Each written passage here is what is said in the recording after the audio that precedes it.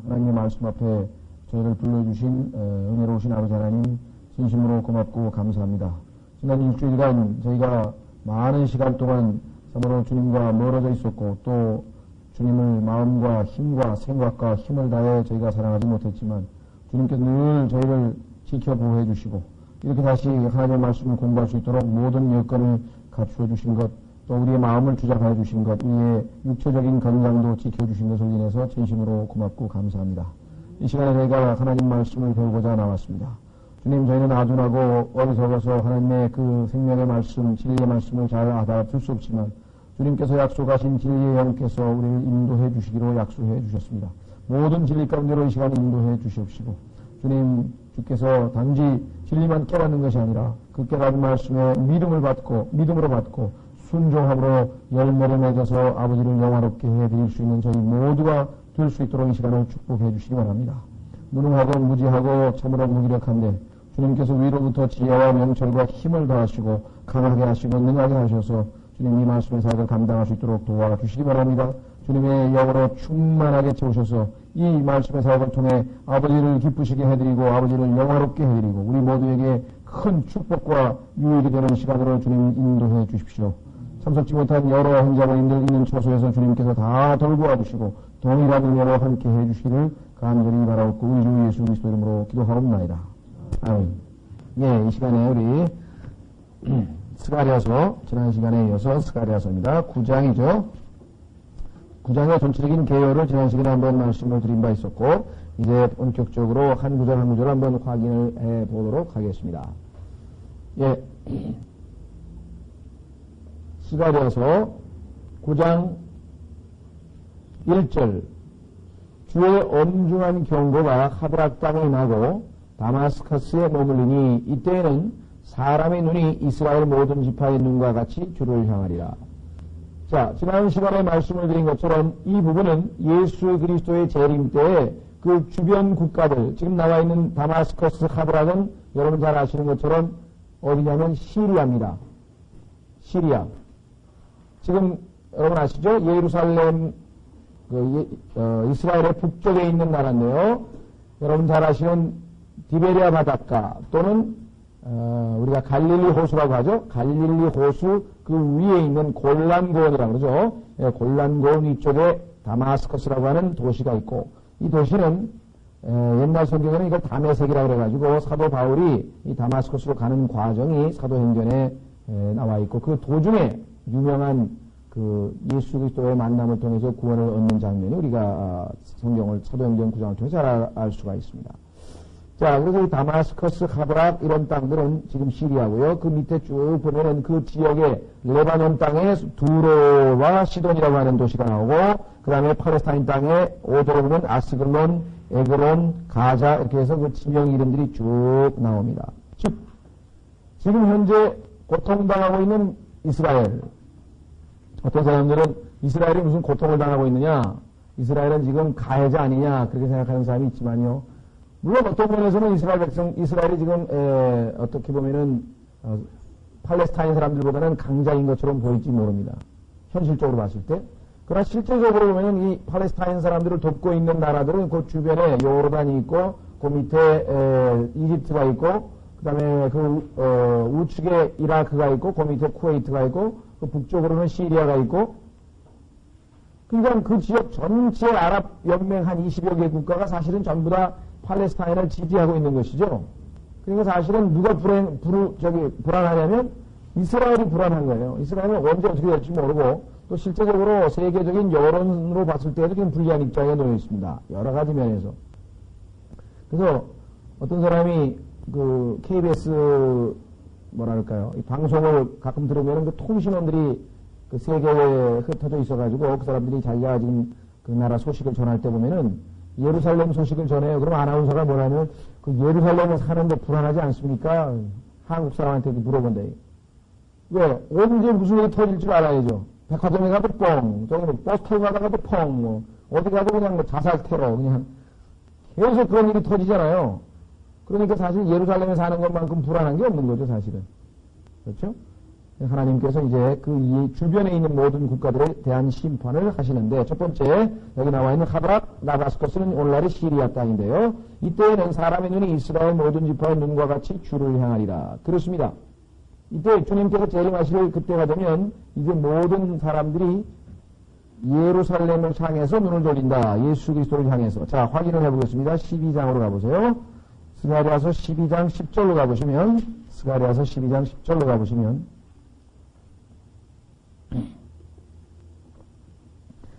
이렇게 기록되어 있습니다.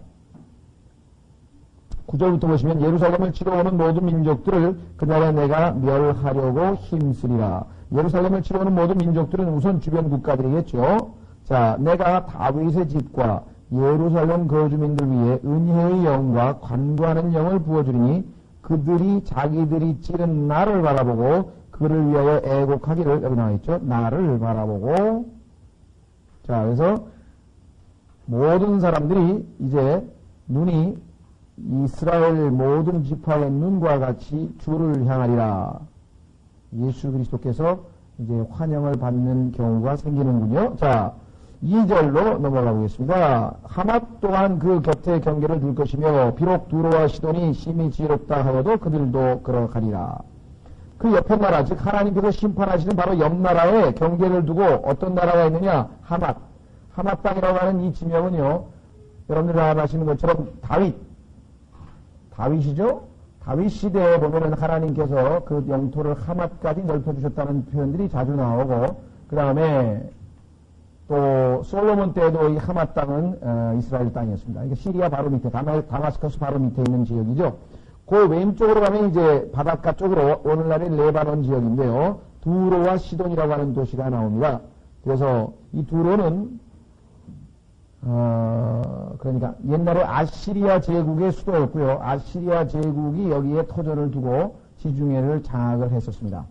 그래서 그 지중해를 장악을 했던 아시리아 제국이 아프리카 지역에다가 건설한 식민국가가 유명한 카르타고예요. 모르겠어요. 여러분들 소양사 공부를 얼마나 하셨는지 모르겠는데 유명한 카르타고인데요. 그 카르타고에 또 유명한 장군이 있죠. 한니발이라고 하는 유명한 장군이 있어서 알프스를 넘고, 그래서 이 나폴레온이 나중에 이 한니발의 흉내를 내면서 나폴레온을 넘겠다, 그런 유명한 얘기가 있었죠. 그래서 그 플루타크인가요? 플루타크 영웅전에 보면 이 한니발이라고 하는 유명한 장군인데, 이 카르타고라고 하는 나라는 시돈이라고 하는 나라에, 소위 말하면 시돈, 두로라고 하는 그 아시리아 제국이 세운 아프리카 북부 지역에 세운 식민지입니다. 그런데 그 식민지가 스페인으로 넘어 들어왔어요. 그래서 스페인 지역을 점령을 했고, 나중에 지중해 해군, 소위 말하면 지중해 해상권을 장악하기 위해서 로마와 한판 전쟁을 벌이게 됩니다. 그것을 역사에서는 포에니 전쟁이라고 해요. 포에니 전쟁. 그래서 제1차 포에니 전쟁, 제2차 포에니 전쟁, 제3차 포에니 전쟁에서 이제 결국은 로마가 카르타고를 몰아내고 주도권을 잡아서 이제 로마 제국이 세워지는 그러한 배경이 있습니다. 어쨌거나 이 두로 시돈이라고 하는 두 지역은 옛날에는 페니키아 지역이라고 했는데요. 페니키아.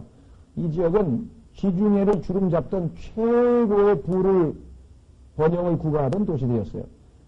그래서 스페인의 상선들도 이 많은 스페인 땅에도 이 시돈과 두로들이 지역에서 온 사람들이 세운 식민 도시들이 오늘날에도 많이 있습니다. 뭐 까디스라든가 말라가라든가 이런 유명한 도시들이 많이 있고요. 또 여러분 오늘날 우리가 사용하는 로마 문자, 영어 알파벳 문자가 바로 페니키아 이 지역 문자죠. 이 지역의 문자를 오늘날 우리가 사용하고 있는 것이라고 하는 것을 우리는 다 잘 알고 있습니다. 어쨌거나 엄청나게 부를 누리던 도시입니다. 그래서 3절에 이렇게 얘기했습니다. 두로는 자기를 위하여 요새를 건축하며 은을 티끌같이, 은이 얼마나 많은지 뭔지 티끌같이 많았다 이게요. 얼마나 부자가 장사를 많이 해가지고 돈을 많이 모았는지. 그 다음에 정금을 거리에 진흙같이 쌓았도다. 금이 진흙같이 많은 그런 엄청난 부를 구가했습니다.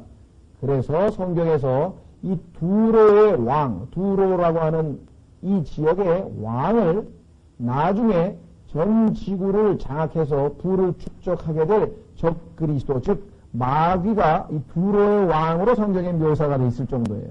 하나님께서 이 땅에서 마귀를 예표할 수 있는 인물이 누군가 이렇게 보니까 두로의 왕이 마귀를 예표할 수 있는 그런 왕이라고 성경에 지금 지적을 했다 이 말이죠. 자, 에스겔서 28장으로 가보시면 에스겔서에 가보면은 이 두로에 대한 심판이 동일하게 반복되는데 이번에는 아주 자세하게 나와요. 여기는 지금 두로라고 하는 나라, 지금 레바논입니다. 지금 아마 영어로는 타이어라고 할 텐데 TYR이라고 하는 도시인데요.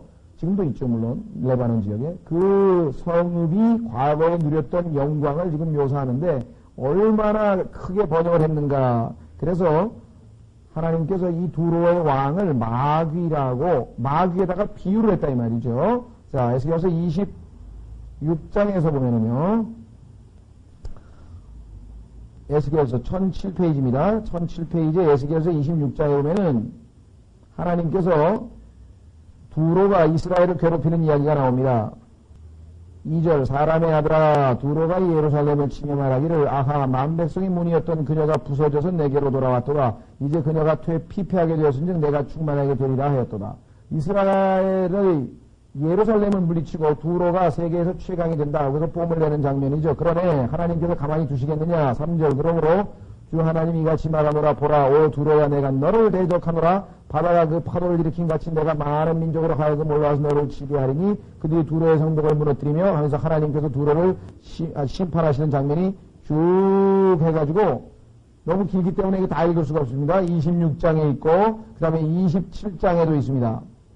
자, 27장에 다 많이 볼 수 없고요. 16절 보시면 내가 만드는 물품이 많으므로 시리아가 내 상인이 되었으며 그들이 예메랄드와 자수색 옷감과 수놓은 제품과 고운 그래서 이들이 거래했던 무역의 소위 말하면 거래의 품목들이 쫙 나옵니다.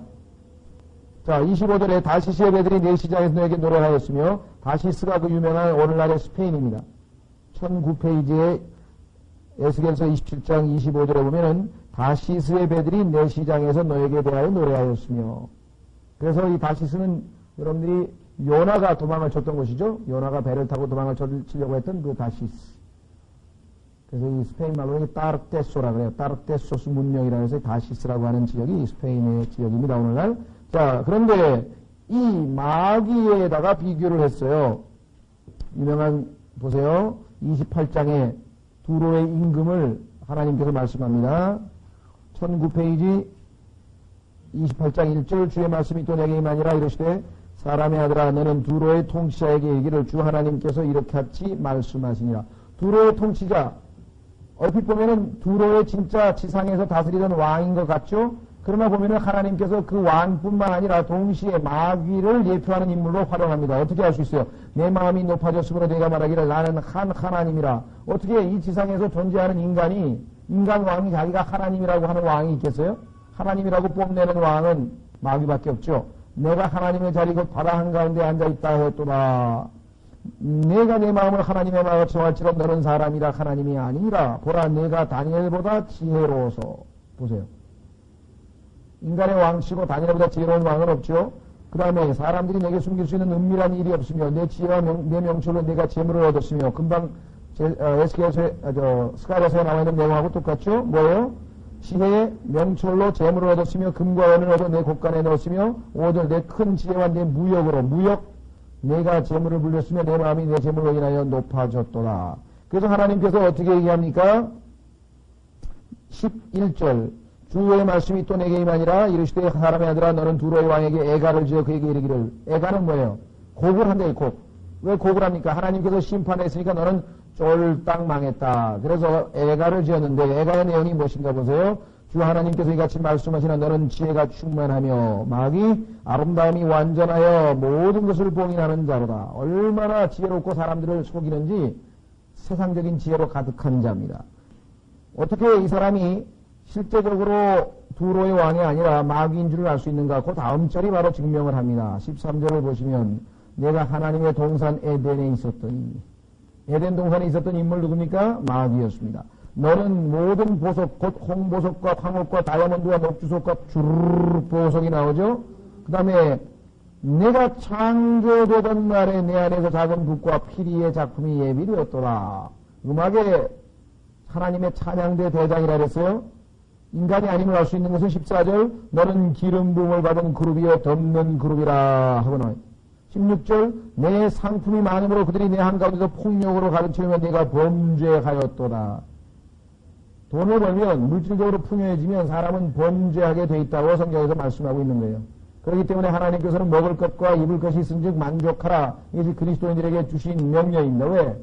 돈이 많아질수록 죄를 짓게 돼 있거든요. 그럼 필연적이다 이 말이에요. 성경에서 돈을 사랑하는 것이 모든 악의 뿌리라. 모든 악의 뿌리가 돈을 사랑하는 것이라고 디모데전서 6장 10절에 분명하게 말했습니다.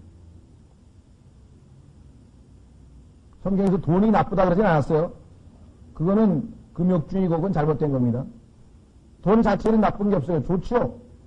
돈 없으면 아무것도 못해요. 우리도 예배당도 못하고 지금 에어컨도 못 사고 아무것도 못해요. 그러나 돈을 사랑하는 것은 모든 악의 뿌리라 이 말이에요. 돈은 하나님이 주신 축복입니다. 그래가지고 올바른 데 써야지. 어디다 써야 됩니까? 하늘에다가 보물을 쌓아야지. 똑같은 돈을 줬는데 어떤 사람은 범죄하고 잘못된 데다 다 써버리고 자기 이기적인 데 다 써버리고 어떤 사람은 하늘에 있는 곳에다가 쌓아두고 보화를 쌓아두고 이 차이점이죠. 자, 그래서 어쨌거나 여기 지금 상품이 많음으로 죄를 진 이 유명한 마귀가 바로 두로와 연관이 됐다고 하는 사실 여러분들이 기억을 하시고요. 다시 스가랴서로 돌아옵니다. 9장. 아무리 부유한 도시라 할지라도 하나님께서 심판하시면 도리가 없습니다. 4절. 보라 주께서 그녀를 쫓아내시며 그녀란 말은 도시를 얘기합니다. 두로라고 하는 도시. 오해하지 마세요. 왜냐?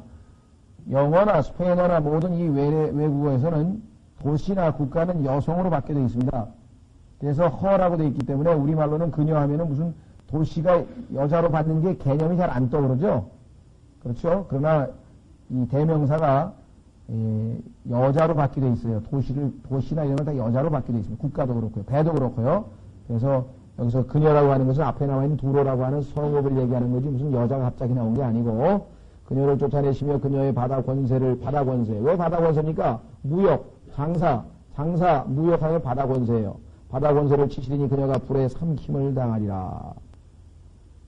자, 그래서 결국은 완전히 멸망하게 될 것을 보입니다. 물론 역사적으로 지난번에 말씀드린 것처럼 알렉산더 대왕이 와서 이 도시를 7개월간 포위를 한 끝에 결국은 멸망을 시켰죠. 역사적인 것뿐만 아니라 더 중요한 것은 예수 그리스도께서 재림하셔서 이스라엘을 괴롭히는 이 두로라고 하는 도시를 심판하실 것을 보여주는 것이다 라고 하는 것을 우리가 기억을 하셔야만 합니다.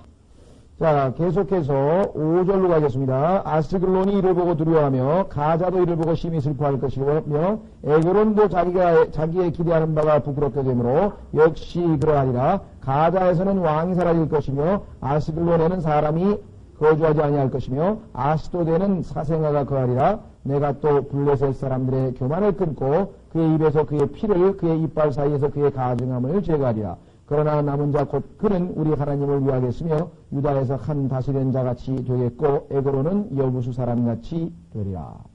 자, 이 도시가 4개가 나와 있습니다. 5절에 아스글론, 가자는 아마 요즘에 신문을 보시는 분들은 다 아시겠죠. 성경을 읽은 사람들은 4가지 도시가 상당히 익숙해 있을 것이고 성경을 읽더라도 도시 이름이 하도 외래어가 이상해서 좀 그러나 가자라고 하는 것은 요즘에 팔레스타인과 이스라엘의 싸움에서 신문에서 매일 나오는 지역이 가자 지구하고 가자라고 하는 도시하고 그 다음에 여리고라고 하는 도시하고 그 다음에 헤브론이라고 하는 도시하고 그래서 몇 개 지금 이스라엘이 팔레스타인에게 양보해서 팔레스타인 사람들이 거주할 수 있도록 허락한 땅이 있는데 그 중에 하나가 가자입니다. 자, 여기 가자. 그 다음에 4번째는, 아스글론, 에그론, 가자. 그 다음에 6절에 아스돗. 이렇게 4개의 도시가 나와 있어요. 그러나 사실은 성경에 보면은 4개가 아니라 5개가 짝을 이룹니다. 여러분들 아마 가드란 말 들어보셨어요? 가드라고 하는 도시가 있는데 이 가드까지 치면은 5개의 팔레스타인 땅의 도시인데 이 도시가 당시 이스라엘 백성들이 살던 그때 사사기 시대라고 사사시대에 이스라엘 재판관들이 살던 삼손이나 이런 사람 나왔던 그 시대의 블레셋, 여기 나와 있는 블레셋이라고 하는 것은 오늘날 팔레스타인인데요. 팔레스타인 사람들의 중요한 도시여서 거기에 도시국가로 5개의 왕국이 있었어요. 그래서 이 왕국이 끊임없이 이스라엘을 괴롭혔죠. 결국은 나중에 여호수아를 통해서 하나님이 심판하셨지만은 그 이 5개의 도시는 나중에 보면은요, 사무엘 시대에도 사울 왕을 괴롭히는 5개의 도시죠. 그래서 언약궤를 빼앗겼을 때 그들이 이 5도시의 왕들을 속죄하기 위해서 금쥐 5개 하고 금종기, 자기들이 여기 종기가 났었잖아요. 종기 5개를 만들어가지고 하나님께 바쳐서 결국은 그 속죄를 받는 장면이 나오잖아요.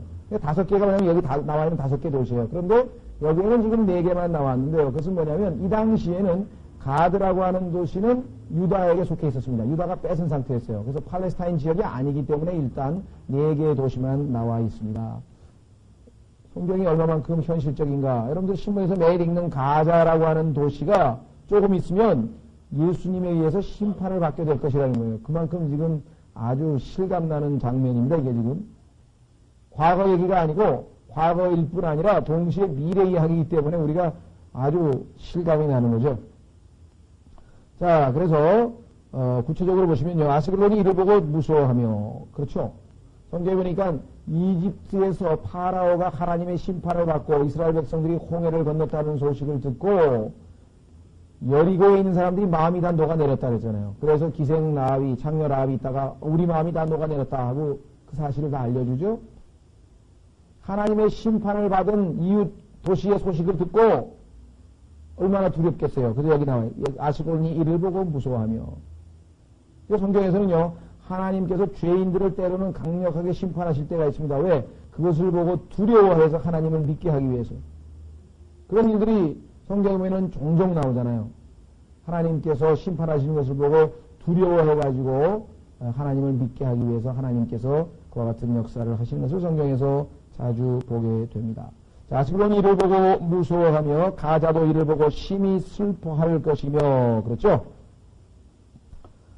에그론도 자기의 기대하는 바가 부끄럽게 되므로 역시 그러하리라. 자기의 기대하는 바가 누구냐? 두로거든요. 아스글론은 이라고 하는 에그론이라고 하는 도시는 늘 우리도 두로처럼 잘 살았으면 좋겠다. 그랬을 거 아니에요. 우리나라에서 제일 못 사는 도시가 어디인가 잘 모르겠네. 그러면 그 사람들은 야, 서울 사람처럼 좀 막 잘 먹고 잘 살았으면 좋겠다. 맨날 그런 생각할 거 아니에요. 그런 것처럼 이 에그론이라고 하는 도시 사람들도 두로를 봐라. 막 무역항에다가 막 그냥 풍요로움에다가 아까 보니까 은이 막 티끌같이 정금이 막 진흙같이 그 풍요로움을 바라보면서 항상 기대감에 저 도시하고 무역을 해서 우리도 어떻게 좀 번영해봐야지. 그렇게 했는데 그 도시가 하나님의 심판을 받고 망하니까 어떻게 되겠어요? 자기의 기대하는 바가 부끄럽게 되므로 역시 그러하리라. 그러면 아까 그 바로 위에 가자가 이를 보고 심히 슬퍼한다. 지금 가자 지구에 살고 있는 이 블레셋 사람들 얼마나 실감나요? 지금 신문에 나오는 그 팔레스타인 사람들 그 얘기예요. 지금 조금 있으면. 자, 가자에서는 왕이 사라질 것이며 아스글론에는 사람이 거주하지 아니할 것이며. 자, 가자의 왕은 지금 모르겠어요. 팔레스타인 PLO의 통치자인 아라파트가 현재로서는 가자의 왕이라고 할 수 있겠죠? 왜냐하면 수반이니까. 모르겠어요. 예수님 오실 때까지 팔레스타인 아라파트가 해먹을 한지 아니면 그 다음에 또 다른 누가 통치자가 될는지는 모르겠으나 어쨌거나 하여간 가자의 통치자인 왕은 사라질 것이라고 했습니다. 그 다음에 아스글론에는 사람이 거주하지 아니할 것이며 심판이죠. 아스돌에는 사생아가 거하리라. 왜 사생아가 거합니까? 군인들이 들어와가지고 막 그냥 정말 부녀자들을 씌워가지고 엉망으로 만들어 놓는 거 아니에요? 우리나라 6.25 때 보면 그렇잖아요. 우리나라 6.25 때 그냥 그 미군 병사들이 남겨놓은 사생아들 뭐 많잖아요. 뭐 어떤 사람은 사생아 중에는 뭐 가수도 된 사람도 있고 뭐 또 운동선수 된 사람도 있고 막 그 흑인들, 백인들 막 있죠. 그 다 전쟁의 상흔이라 이 말이에요. 전쟁의 상흔이라 이 말이에요. 자, 그래서 사생아가 말이야 내가 또 블레셋 사람들의 교만을 끊고 여러분 생각할 때에는 얼마나 하나님의 생각과 우리 인간의 생각이 틀린가를 볼 수가 있습니다. 신문을 읽으면요. 매스컴이라고 하는 것은 항상 누구 편이에요? 마귀 편이라고. 그냥 마귀가 매스컴을 통해서 사람들로 하여금 하나님의 생각과는 다른 생각을 갖도록 조작을 하는데, 매니플레이션, 조작을 하는데, 그 매스컴은 항상 엔타이세미티즘이에요. 반유대주의적인 입장을 취합니다. 즉 이스라엘을 반대하는 기사를 늘 실게 되어 있다고요. 마귀가 이용을 하니까. 마귀는 구원이 유대인에게서 남이라. 예수 그리스도께서 유대인 민족에 속하는 민족인 것을 알고 계속해서 유대인들을 박해합니다. 그러니까 유대인들에게 불리한 글들만 실리는 거예요, 주로. 결국은 사람들은 다 뭐예요? 팔레스타인 불쌍하다. 팔레스타인 불쌍하다. 이런 생각을 해요.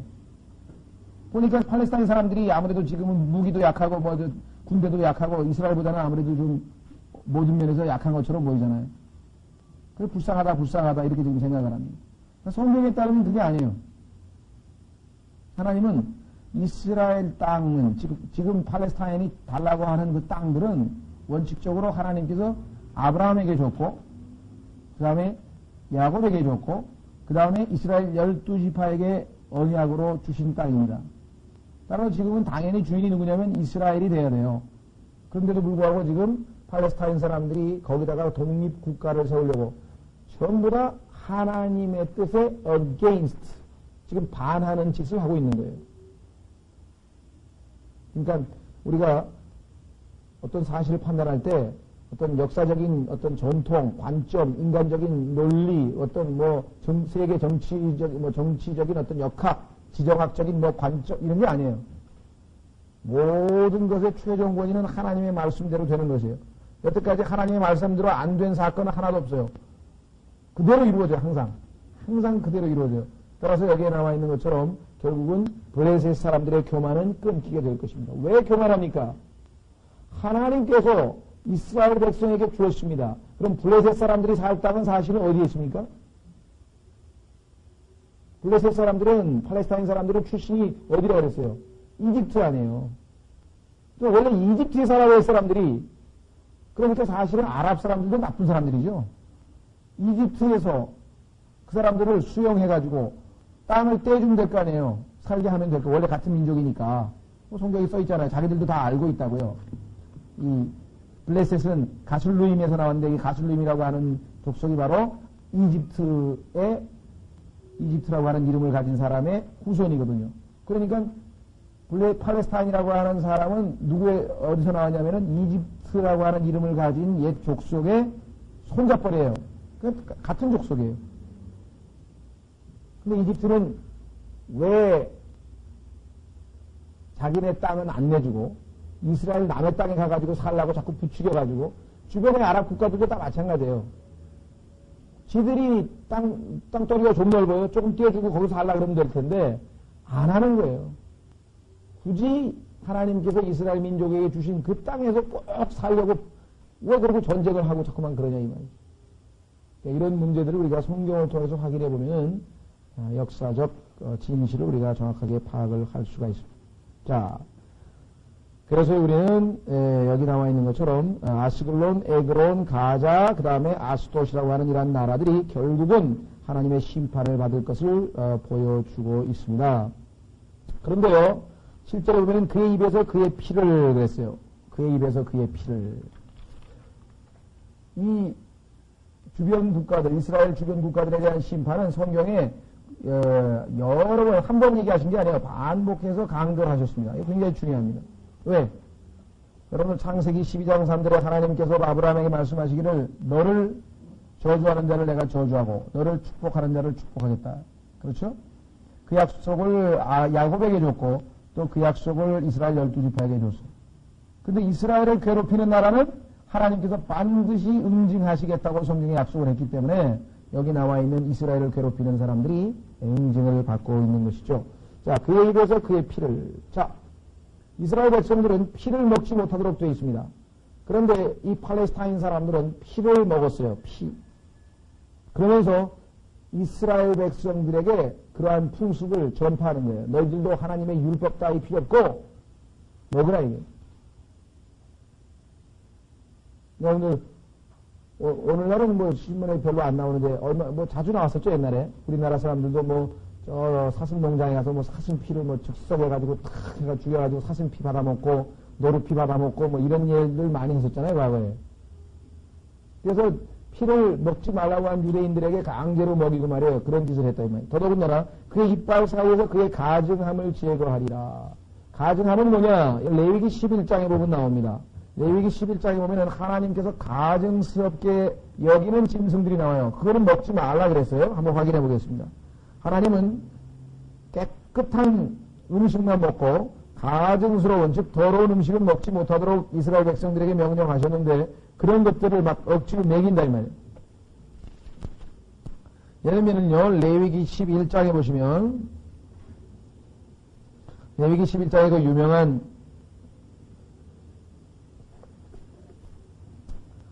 2절 이스라엘 자손에게 말하여 이르라 땅에 있는 모든 짐승 중에서 너희가 먹을 수 있는 짐승은 이러하니라.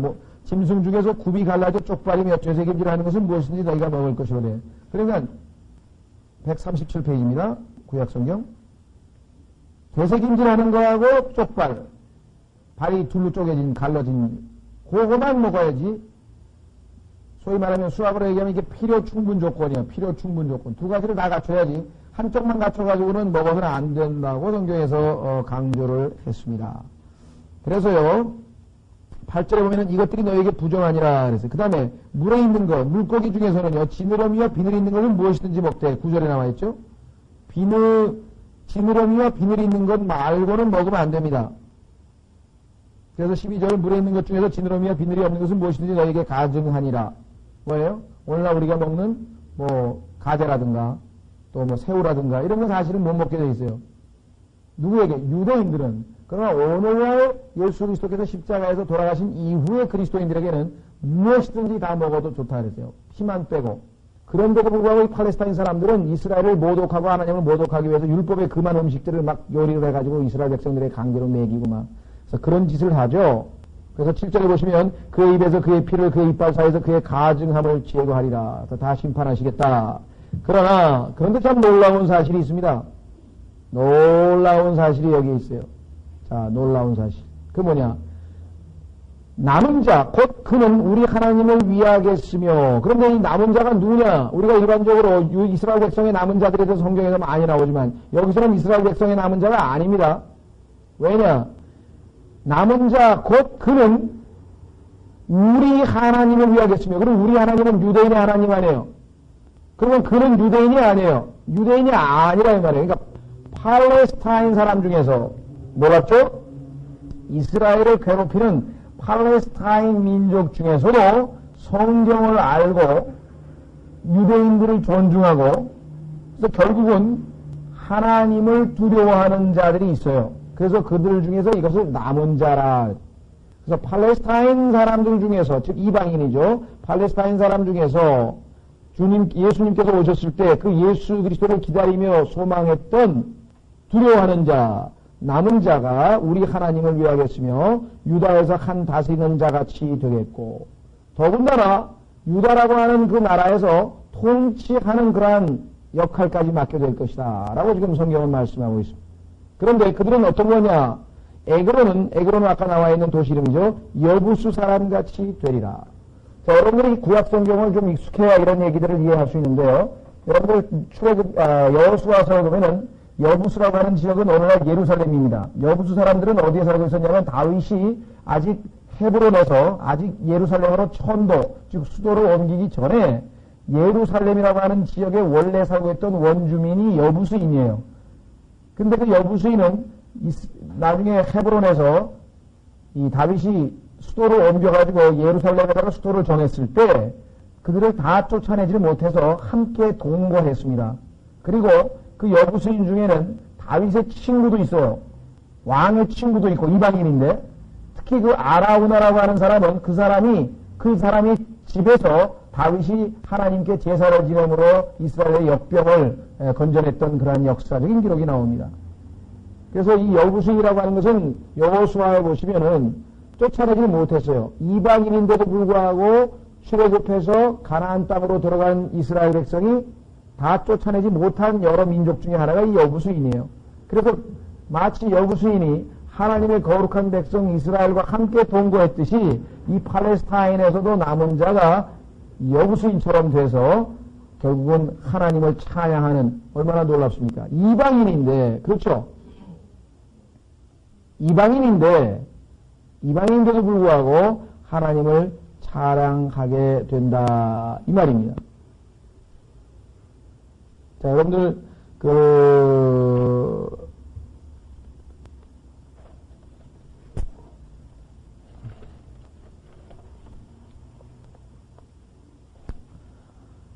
나중에 이스라엘 백성들뿐만 아니라 이방인들도 다 주님을 섬기는 그러한 때가 바로 천년왕국 아니겠습니까? 예, 그래서 이 천년왕국 때 보면은 의외로 팔레스타인 사람들 중에서 남은 자가 통치자가 되면서 하나님께 크게 쓰임받는 자들도 있을 수 있다라고 하는 사실을 우리가 오늘 이 계절을 통해서 한번 확인을 해봤습니다. 지금은 원수처럼 지내지만 팔레스타인 사람 중에서는 자기 국가의 정책과 반대로 이스라엘에게 이 땅을 주어야 된다 이렇게 주장하는 사람들이 있다 이 말이에요. 왜냐하면 그 사람들은 성경에 나와 있는 대로 그리고 우리는 하나님 앞에 죄를 회개해야 된다 이런 사람들이 있다는 것이죠. 그래서 지금은 우리가 누군지 알 수 없지만 그때 되면은 그러한 자를 하나님께서 다 아시기 때문에 마음 속을 다 들여다보시기 때문에 그러한 자에게 축복하고 다스리는 위치를 주신다 이 말입니다. 자, 8절에 내가 그 군대와 지나가는 자와 돌아오는 자로 인하여 세 무리를 잘 유의해서 보십시오. 예수 그리스도께서 재림하실 때에는 세 가지의 무리가 있게 되는데 첫 번째는 군대입니다. 성경에 보면 예수 그리스도께서 하늘로부터 군대와 함께 강림을 하십니다. 예수님께서 혼자 오는 게 아니라 군대와 함께 강림을 하는데 그 군대가 있고요. 그 다음에 두 번째는 지나가는 자가 있어요. 지나가는 자. 다시 말하면 예루살렘을 경배하기 위해서 이방 여러 나라들에서 예루살렘을 지나가는 자들이 있겠죠. 경유해서.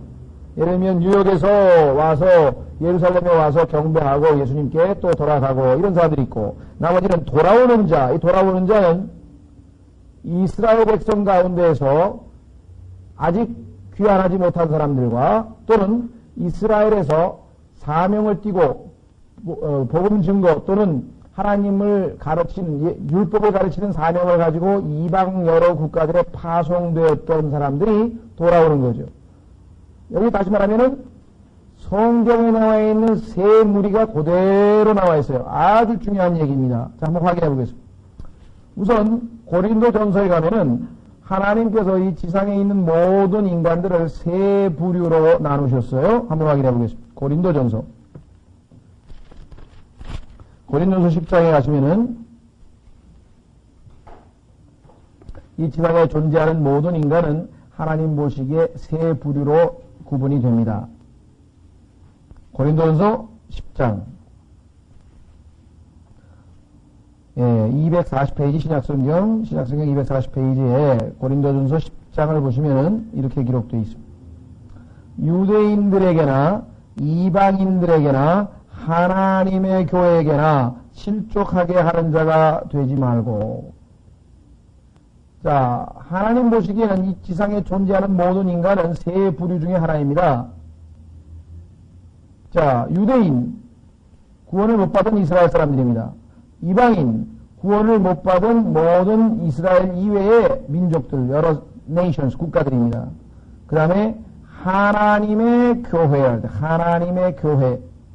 이것은 유대인이든 이방인이든 상관없이 예수 그리스도를 구세주로 믿어 하나님의 자녀가 된 사람들을 얘기합니다. 그러니까 하나님 보시기에는 이 지상에서 두 종류의 사람밖에 없어요. 첫째, 구원받은 사람, 구원 못 받은 사람. 다시 표현하면 하늘나라로 올 사람, 지옥으로 갈 사람. 두 종류밖에 없어요. 하늘나라로 갈 사람, 지옥으로 갈 사람. 그런데 지옥으로 갈 사람 중에서 하나님께서는 나누어서 그 중에는 유대인이 있고 이방인이 있어요. 그렇게 나눠집니다. 자, 그래서 예수님이 재림하실 당시에도 역시 세 부류의 무리들이 등장합니다. 아까 스가랴서 9장에 나와 있죠. 첫 번째 군대. 이 군대가 누구냐? 그것이 바로 예수 그리스도를 믿는 무리들, 구원받은 성도들이라 이 말이에요. 성경에서 보면은 우리를 군사라고 그랬죠. 여러분들 디모데 후서에서 보면은 우리들이 군사이기 때문에 소울저라 이게 소울저. 그래서 이 생에 군인이 무슨 이 세상에 자기 생활에 얽매이느냐 그러면서 군사로 뽑아주신 분을 위해서 우리가 살아야 된다. 충성하라 하면서 바울이 우리를 군인에다가 비유했다 이 말이에요. 그렇죠? 자, 그뿐만 아니라 실제적으로 요에서를 보면은 예수 그리스도께서 데리고 오는 그 군인들이 있어요. 한번 확인해 보세요. 요에서라고 하는 구약성경 그 스가랴서에서 조금 넘기시면 1074페이지에 보시면 하늘에서 내려오는 주님과 주님의 군대의 모습이 나오는데 이 군대는 우리가 이 호련이 휴거돼서 영적으로 몸이 변화되면 영적인 몸을 입고 있을 거 아니에요. 그래서 그 사람들은 칼에 맞아도 죽어요, 안 죽어요? 안 죽죠. 그 다음에 벽이 막혀있는 지방도 들락날락 거릴 수 있죠. 예수님께서 부활하신 다음에 문이 완전히 막혀있는데 쑥 들어왔다가 쑥 나가셨던 것처럼 얼마든지 그렇게 할 수 있다 그랬죠. 실제적으로 한번 확인해 보겠습니다. 요에서 2장 1절 너희는 시온에서 나팔을 불며 재림의 날입니다. 내 거룩한 산에서 경고의 소리를 내어 이 땅의 모든 거주민들로 하여금 떨게 할지니 왜 예수님께서 재림하십니다. 이는 주의 날이 이름이니라 그날이 매우 가까우니 곧 어둡고 캄캄한 날이요 왜 예수님을 거부하고 믿지 않은 자들을 심판하러 오시니까 구름이 끼고 짙은 흑암이 덮은 날이라 이 날은 아침이 산들 위로 퍼지는 것 같으니 이는 크고 강한 백성으로 인함이라. 이와 같은 것이 지금까지 없었고 이후에도 많은 세대의 횟수에 이르도록 없으리로다. 불이 그들 앞에서 삼키고 불꽃이 그들의 뒤에서 사르는도다. 그 땅이 그들이 이르기 전에는 에덴 동산 같으나 그들이 이른 뒤에는 황폐한 광야 같으니 참으로 그들을 피할 것이 없도다. 그들의 모양은 말의 모양 같고 그들의 달리는 것은 기병 같으며 그들의 뛰는 것은 산 꼭대기에서 나는 병고 소리 같고 불꽃이 지푸라기를 삼키는 소리와 같으며 강한 백성이 전열을 갖추고 싸우는 것 같으니 그들의 얼굴 앞에서 백성들이 심히 고통을 받으며 모든 얼굴이 검게 되리라. 하늘에서 군대가 내려와서 이 지상에 있는 죄악된 이방인들을 심판하는데요. 7절 그들이 용사들 같이 달리며 6절 그들의 얼굴 앞에서 백성들이 심히 고통을 받으며 이 땅에 있는 사람들이 고통을 당하며 모든 얼굴이 검게 되리라. 그들이 용사같이 달리며 군사같이 성벽을 오르며 각각 자기 길로 전진하며 자기 줄을 흩어뜨리지 아니하고 서로 밀치지 아니하고 각각 자기 길로 걸으며 칼에 넘어져도 상하지 아니하며. 여러분과 제가 영적인 몸으로 변화되어 있기 때문에 칼이 우리에게는 아무 소용이 없어요. 왜? 우리는 영적인 몸을 가지고 있기 때문에 그렇습니다. 그 도시에서 이리저리 다름질하며 성벽 위에서 다름질하며 집 위로 올라가며 도둑같이 창문을 통해 들어가니 예수님 재림할 때 도둑같이 오신다는 말씀하시죠. 그들 앞에서 땅이 진동하며 하늘들이 떨며 해와달이 어두워지며 별들이 그 비추던 것을 거두리로다. 주께서 자신의 군대 앞에서 친히 목소리를 내시리니 그 자신의 군대가 바로 누구예요? 여러분과 저라 이 말이에요. 휴거된 다음에 우리의 변화된 모습 영적인 군대라 이 말이에요. 그래서 지금 여기 스가랴서에 나와 있는 군대. 첫 번째 무리는 뭐냐? 군대가 이게 군대. 자, 다시 돌아와서 스가랴서로 돌아옵니다. 아마 성경 공부를 그동안에 아주 익숙하게 많이 하신 분들도 쉽지 않은 부분. 왜냐하면 성경에서 이게 성경에서 제일 어려운 책을 지금 하다 보니까 저거 한 3년 이상 이런 식으로 공부해본 사람, 공부를 하신 분들은 이제 줄줄줄줄 따라오시는데 나머지 분들은 이게 도대체 이게 어디로 가는 건지 지금 아마 좀 어려우실지 모르겠어요. 그러나 그냥 들어두시고요. 성경은 나중에 또 반복이 됩니다. 또 반복이 되고 또 반복이 되고 또 반복이 되고 그래서 아무리 어려운 것도요. 한 10번 정도 들어보면 이제 알 것 같이 되거든요. 이런 얘기는 지금 벌써 제가 한 97년 5월에 교회 시작을 했는데 그때부터 치면은 한 5번 한 것 같아요. 그러니까 벌써 5번 드신 분들은 그 얘기구나. 그때 배웠던 그거구나. 이렇게 해서 탁탁 떠오르는데 처음으로 아마 들으신 분이나 한두 번 정도 들으신 분들은 이게 익숙하기에는 좀 시간이 걸립니다. 그래서 사실은 이 스가랴서는 이 성경에서 가장 어려운 부분이고 또 저도 처음으로 공부해서 여러분들에게 가르치는 것이기 때문에 조금 어려우시더라도 그런 게 있구나. 나중에 들어주셨다가 나중에 또 그때 들었던 게 그거구나 확인을 하실 수 있을 겁니다. 자, 그래서 군대 요엘서를 아마 공부를 저랑 같이 하신 분들은 이거 그 군대구나 하고 금방 이해를 하실 거예요. 자, 내가 그 군대와 그 다음에 지나가는 자, 아까 말씀드린 것처럼 지나가는 자는 누굽니까? 이방인들입니다. 이방인들 중에서 8장 23절 보세요. 8장 23절에 보면은 바로 이 지나가는 자의 모습이 나와 있습니다. 바로 그 위에 스가랴서 바로 위에 보시면 8장 23절에 만군의 주가 이같이 말하노라. 그날들에는 언어가 다른 모든 민족들 중에서 10사람이 나와서, 이 사람들이 지나가는 사람들이죠. 왜? 예루살렘을 방문하러 왔으니까. 지나간다고 하는 것은 방문객이란 뜻이에요. 예루살렘에 살고 있는 자들이 아니란 뜻이에요. 자, 그 다음에 세 번째는 누구냐? 돌아오는 자. 아까 말씀드렸습니다. 유대 백성 중에서 아직도 이스라엘로 안 돌아오고 미국에 살고 있는 유대인들이 많아요. 유럽에 살고 있는 유대인들이 많고, 러시아, 에티오피아, 뭐 등등등등 전 세계에 흩어져 있는 유대인들. 이런 유대인들을 시사용어로 디아스포라라고 한다 그랬죠. 디아스포라. 그 디아스포라 된 그 유대인들이 있는데, 그들이 예수님 돌아오시면은 돌아올 것이다. 또 두 번째로 예수 그리스도께서 왕으로 계실 때 유대인들은 전 세계 모든 일종의 뭐랄까요, 평화 사절단입니다. 여러분들 그 유엔에서 그 무슨 뭐 군사 사절단이 유엔에서 보낸 고문들이 전 세계에 다 이렇게 흩어져서 가잖아요. 그런 것처럼 하나님 예수 그리스도의 사절로 유대인들이 흩어졌다가 전 세계를 쭉 방문하고 또는 그들이 다 여행을 마치고 돌아오는 경우 두 가지가 있겠죠. 그래서 여기 지금 돌아오는 자는 유대인들을 얘기하는 것입니다. 자, 그래서 군대와 지나가는 자와 돌아오는 자로 인하여 내 집 주위에 진을 칠 것인즉 그랬습니다. 진. 자, 진을 친다고 하는 거 아시죠? 군대에 가보면 진 친다. 진지구축한다 이 말이죠. 또는 캠프니까 이게 텐트를 쳐서 방패막이를 해준다 이게. 다시 말하면 보호를 해주신다 이 말. 예수님께서 직접 이 땅에 지상으로 내려오셔서 보호를 하실 것이다. 자, 보호를 해주고 돌봐주는 역할을 이렇게 하시게 되는데, 왜? 내 집 주위에 진을 친다. 집은 예수님의 집, 하나님의 집.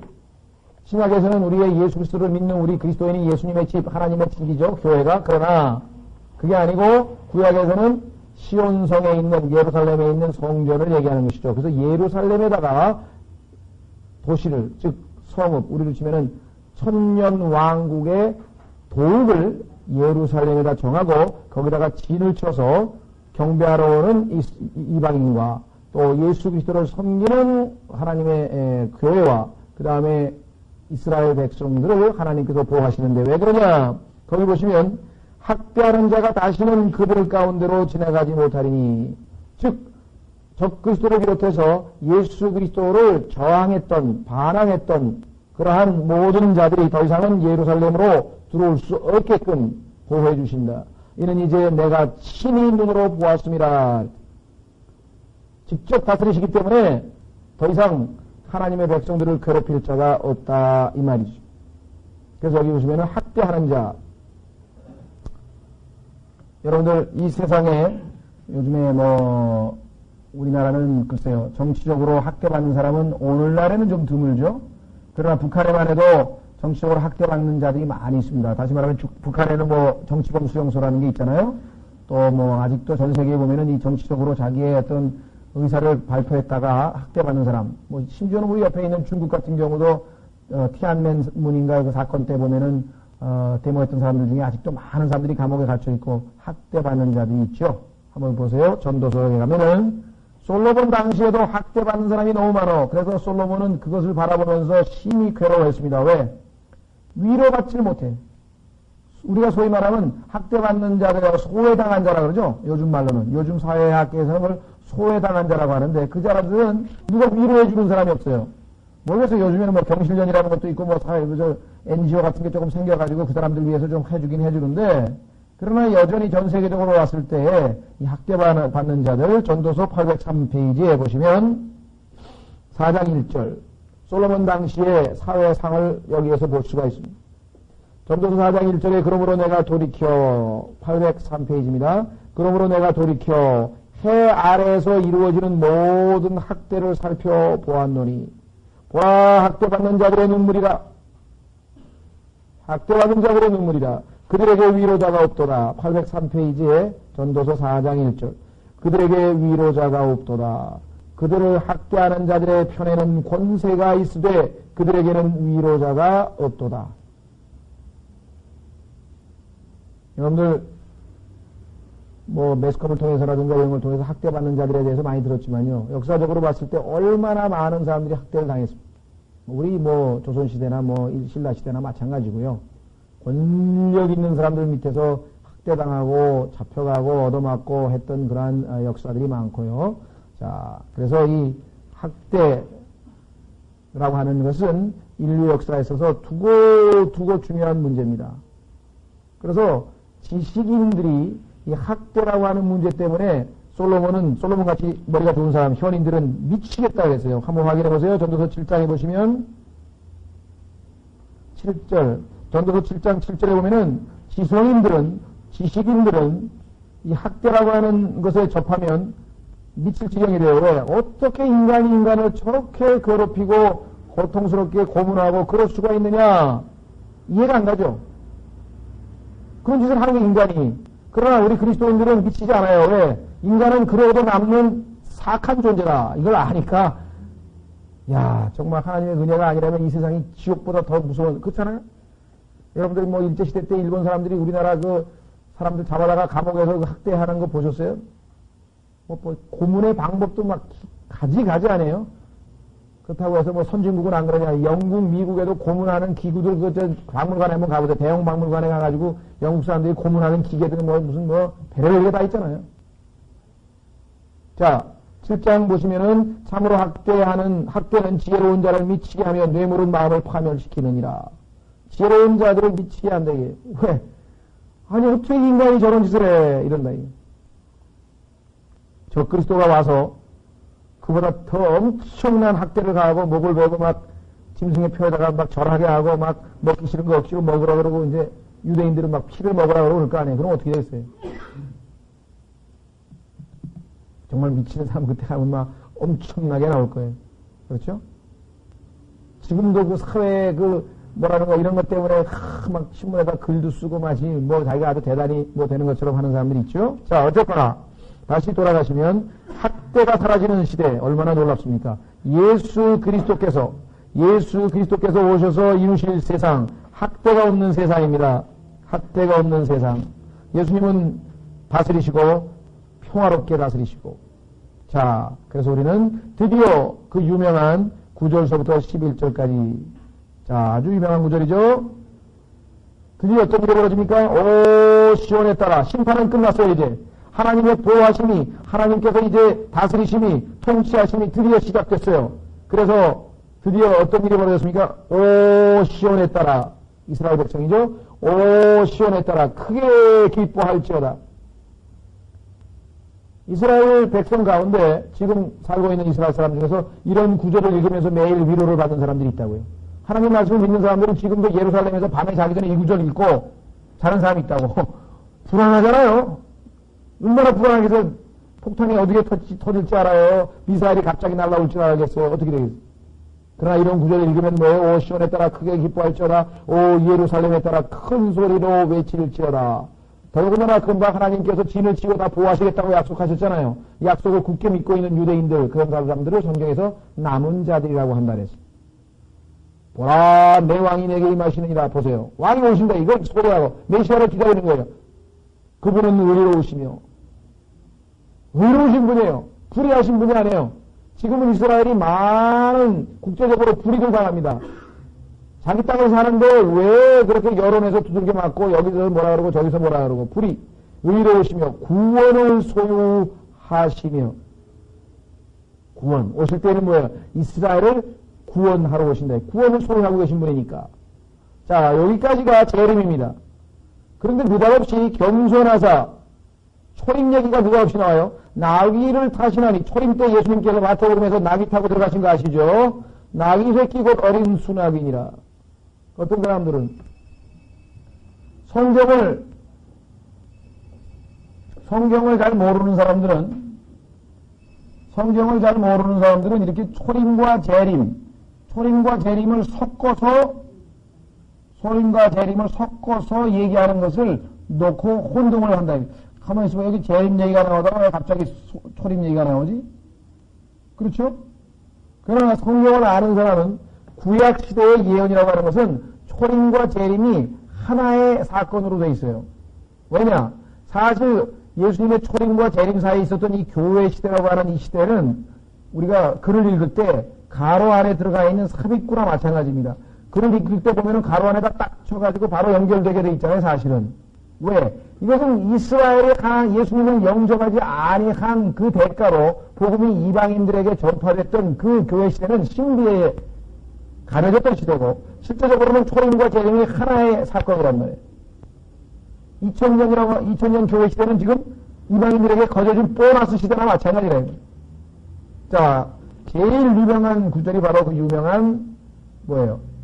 이사야서 61장의 사건입니다. 한번 확인해 보겠습니다. 이것도 아마 저랑은 공부를 해보신 분 아마 대여섯 번 공부를 하셨을 거예요, 벌써.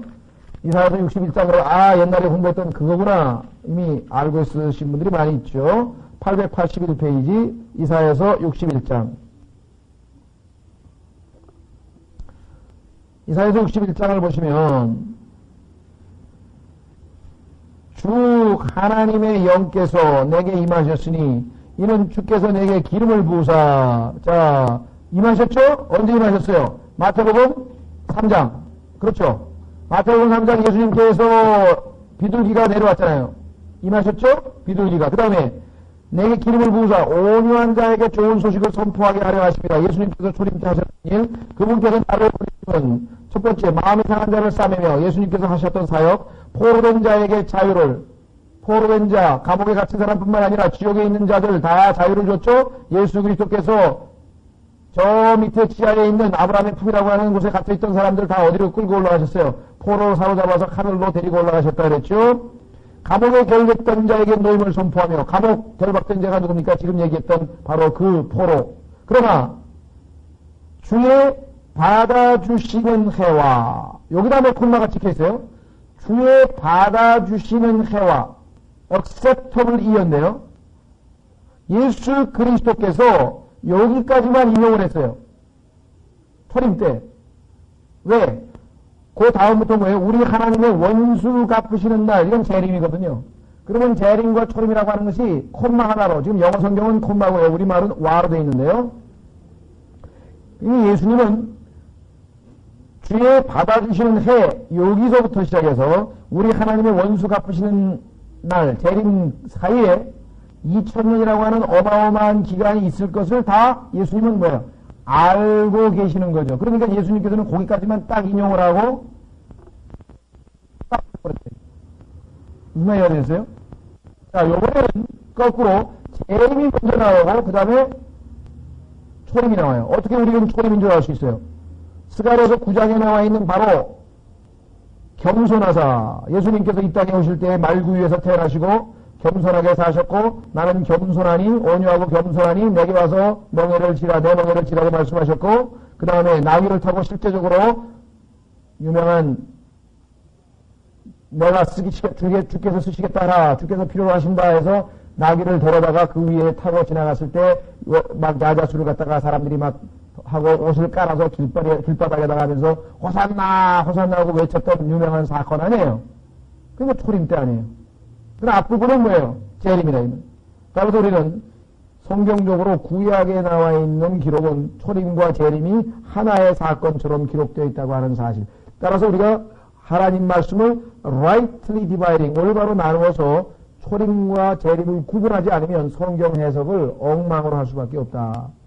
우리가 꼭 기억을 하셔야 되겠습니다. 다음 시간에 우리가 이 스가랴서 유명한 예수 그리스도 성경에 여러 번 인용됐었죠. 9절서부터 공부를 하도록 하겠습니다. 조금 쉬었다가 우리 기독론 예수 그리스도의 재림에 대해서 마지막 공부를 하겠습니다.